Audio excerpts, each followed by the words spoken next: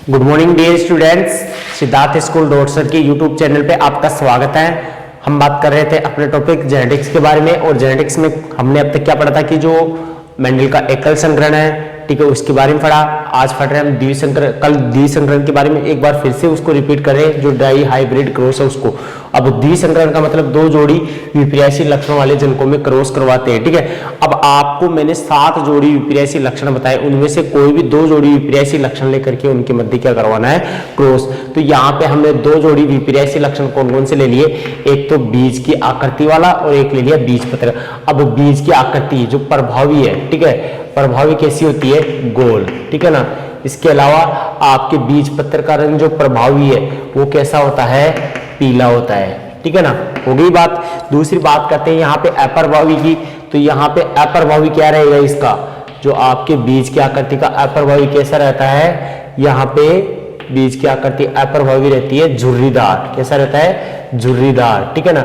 और यहाँ पे जो अप्रभावी बीज का रंग है, ठीक है, वो क्या रहेगा, यहाँ पे हरा, ठीक है ना। इस तरीके से हम क्या करते हैं कि 2 जोड़ी लेकर के उनके मध्य क्रॉस करवाते हैं। और क्रॉस में क्या हुआ था कि हमने पढ़ाया कि हम क्या करते हैं कि जो प्रभावी कारक होते हैं इनको एक तरफ, अप्रभावी को एक तरफ रखते हैं। तो यहाँ पे एक तरफ तो हम क्या रखते हैं, प्रभावी, और दूसरी तरफ क्या रखते हैं, आपके अप्रभावी रखते हैं, ठीक है ना। तो यहाँ पे देखो प्रभावी है, दोनों लक्षणों का प्रभावी कारक ले लो, गोल और पीला, ठीक है ना। इसके अलावा यहाँ पे अप्रभावी कारक ले लो दोनों का, झुर्रीदार और हरा, झुर्रीदार और हरा, ठीक है ना। इनके मध्य हमने क्या करवाया था, क्रॉस करवाया था। तो यहाँ पे देखो गोल पीला को तो हम लिख सकते हैं कैपिटल RR और कैपिटल YY, ठीक है। इसके अलावा आपके यहाँ पे इसको हम लिख सकते हैं स्मॉल RR और स्मॉल YY, ठीक है। ये 2 जनक है और इन जनकों के मध्य जब क्रॉस करवाते हैं तो प्रथम पीढ़ी में आपको कुछ इस प्रकार की संतति प्राप्त होती है। मतलब कैसे प्राप्त होगी, क्योंकि पहली पीढ़ी में हमेशा प्रभावी कारक दिखाई देते हैं, प्रभावी लक्षण। तो पहली पीढ़ी में जो संतति प्राप्त होगी वो गोल पीला, कैसी प्राप्त होगी, गोल पीला, ठीक है ना। और यहाँ पे जो F1 की संततियां होती है, अर्थात जो हमारे को संतति प्राप्त हुई है, ठीक है, इनके मध्य ही हम क्या करवाएंगे, क्रॉस करवाएंगे। F1 से जो संततियां प्राप्त होती है इनके मध्य जब क्रॉस करवाते हैं तो आपको जो F2 पीढ़ी प्राप्त होगी, कौन सी प्राप्त होगी, F2 पीढ़ी, ठीक है। तो उस F2 पीढ़ी में जो लक्षण प्रारूप प्राप्त होता है, कल मैंने बताया था ना चेकर बोर्ड की सहायता से, तो लक्षण प्रारूप प्राप्त होता है वो कितना होता है, 9:3:3:3:1 प्राप्त होता है, ठीक है। इसके अलावा इसमें जीनी प्रारूप प्राप्त होता है, ठीक है, वो क्या प्राप्त होता है, 121 412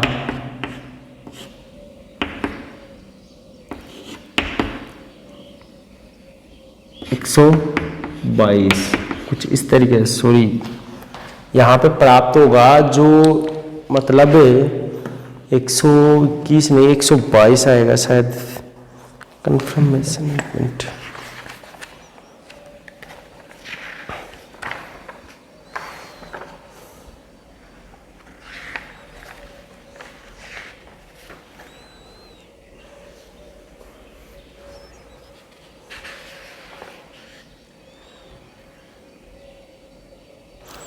हाँ जी, 122 करो यहाँ पे, 122 121, ये आपको क्या प्राप्त होता है, जीनी प्रारूप अनुपात प्राप्त होता है, ठीक है। तो ये बातें हमने कल डिस्कस की थी। अब बात करते हैं, देखो ये तो बात की हमने एकल संकरण और द्विसंकरण।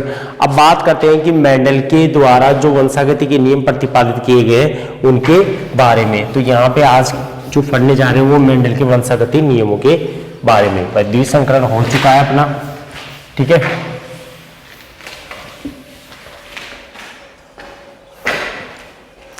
बात करते हैं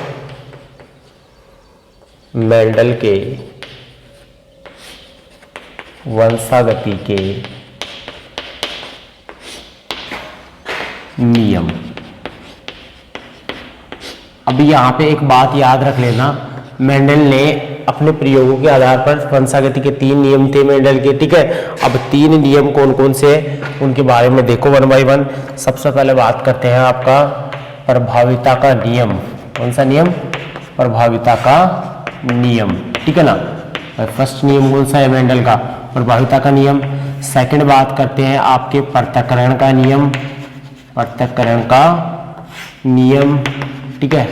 और जो थर्ड मेंडल का वंशागति का नियम है वो कौन सा है? स्वतंत्र अपव्यूहन का नियम, स्वतंत्र अपव्यूहन का नियम, ठीक है ना।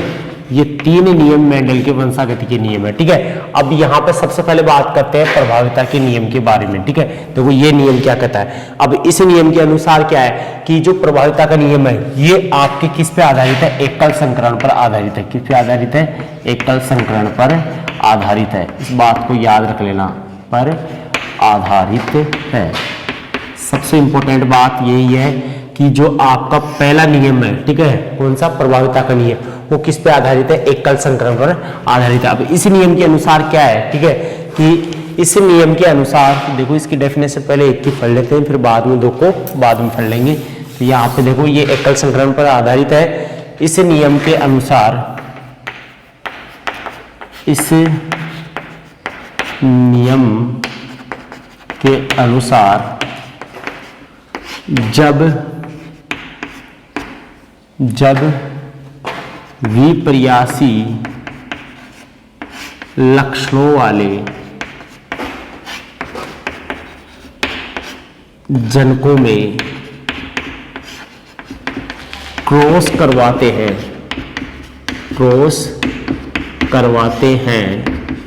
तो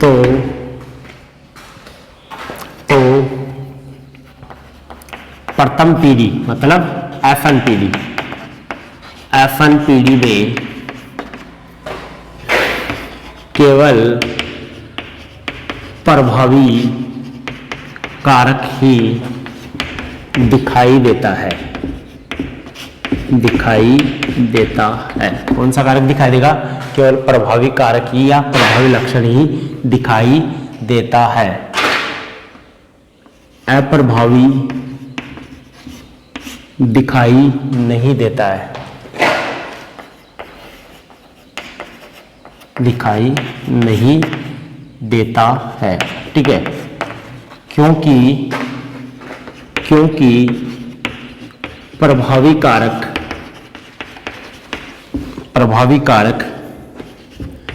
अप्रभावी को छिपा देता है या दबा देता है। इसे प्रभाविता का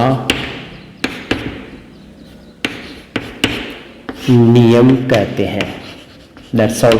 आपका ये कौन सा नियम कहलाएगा? प्रभाविता का नियम। डेफिनेशन क्या है भाई? पहली चीज है कि जो मेंडल के वंशागति का नियम, प्रभाविता का नियम एकल संकरण पर आधारित है।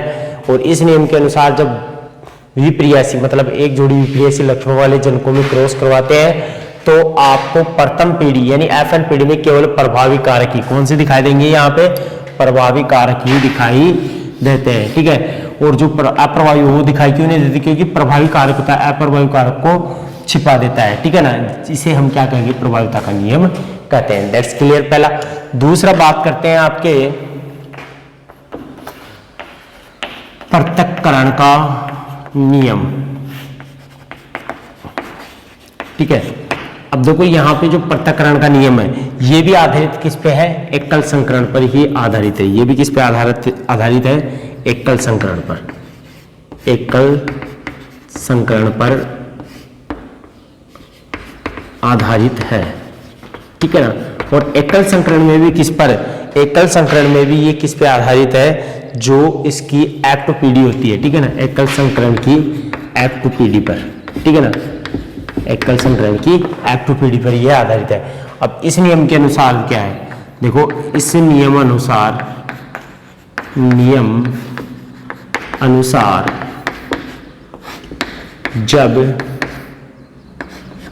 जब F1 पीढ़ी से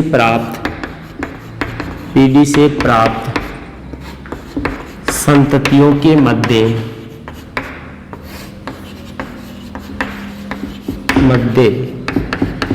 क्रॉस करवाते हैं तब F1 पीढ़ी से प्राप्त संततियों के मध्य क्रॉस करवाते हैं तब युग्मक निर्माण के समय, युग्मक निर्माण के समय प्रत्येक लक्षण की युग्मक निर्माण के समय प्रत्येक कारक अलग अलग युग्मक में चला जाता है।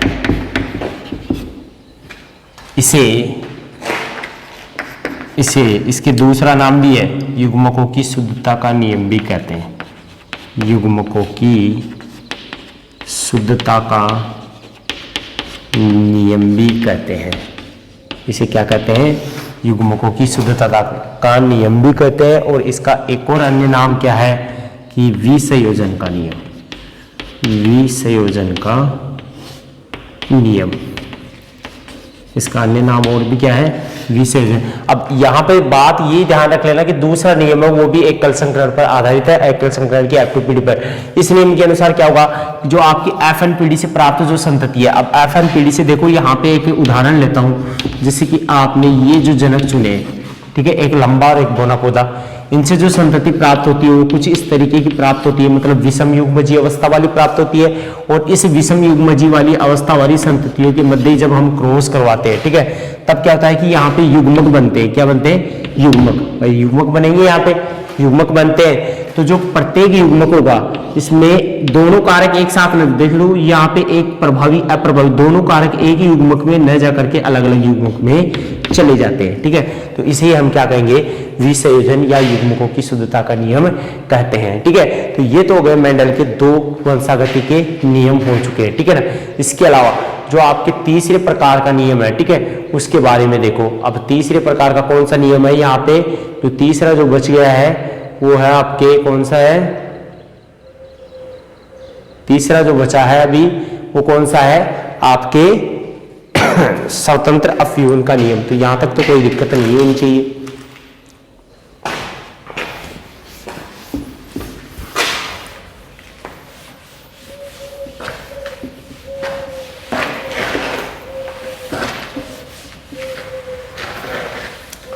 थर्ड नियम है स्वतंत्र अपव्यूहन का नियम।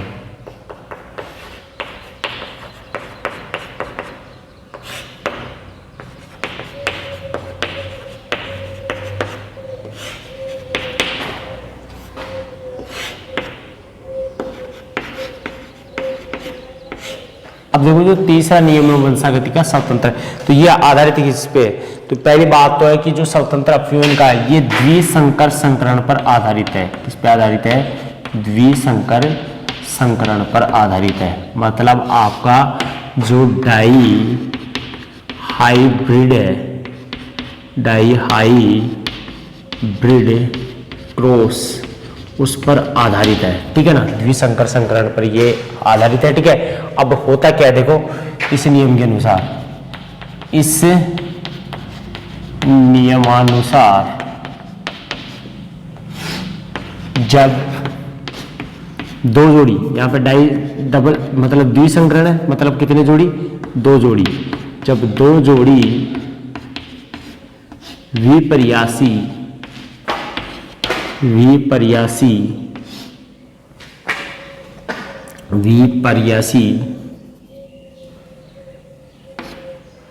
लक्षणों वाले जनकों में क्रॉस करवाते हैं,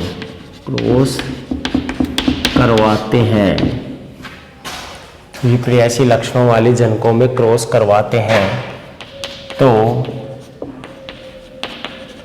प्रत्येक लक्षण की वंशागति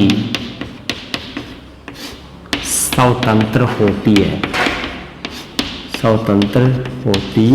है, अर्थात एक लक्षण दूसरे लक्षण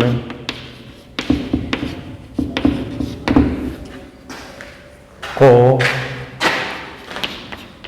प्रभावित नहीं करता है। ठीक है ना। मतलब ये जो नियम है वो क्या कहता है कि भाई द्विसंकरण वाले जब दो जोड़ी विपर्यासी लक्षणों वाले जनकों में क्रॉस करवाएंगे तो यहाँ पे प्रत्येक लक्षण की वंशागति कैसी होगी, स्वतंत्र होगी। ठीक है, एक लक्षण दूसरे लक्षण को प्रभावित नहीं करेगा, इसे हम क्या कहते हैं, स्वतंत्र अपव्यय का नियम कहते हैं। ठीक है, कैसे, देखो यहाँ पे हमने दो जोड़ी लक्षण, जैसे कि आपको पता होना चाहिए कि दो जोड़ी लक्षण, एक तो गोल पीला प्रभावी जनक लिया और दूसरा कौन सा लिया, झुर्रीदार हरा। ठीक है ना, ये दो लिए थे हमने। ठीक है, और इनमें जब क्रॉस करवाया था, देखो यहाँ पे capital R R capital Y Y और इसको small R small Y Y. ठीक है, ये दो जनक, इनके मध्य जब क्रॉस करवाते हैं तो कभी ऐसा नहीं है कि जो पीला लक्षण है वो जो सॉरी बीज पत्र के रंग वाला जो लक्षण है वो बीज की आकृति को दबा देगा। अर्थात ये नहीं है कि पीली प्राप्त होगी उसमें केवल एक ही लक्षण दिखाई देगा, दूसरा दिखाई नहीं देगा, दोनों लक्षण दिखाई देंगे।